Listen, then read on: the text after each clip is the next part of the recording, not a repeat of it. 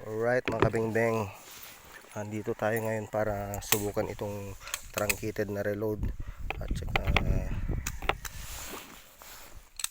round nose. Magkaiba ito. Okay, firing.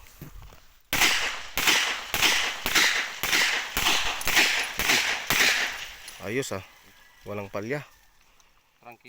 Truncated yun. Truncated. Truncated. So maglulod po tayo ngayon ng sa round nose.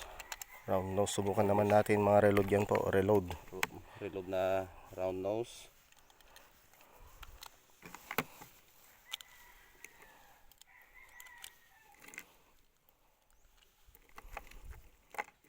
Bali, dalawang klase po kasi yung heads natin.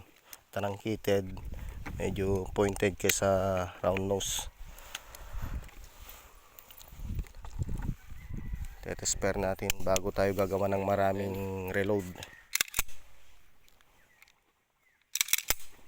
Okay. Firing.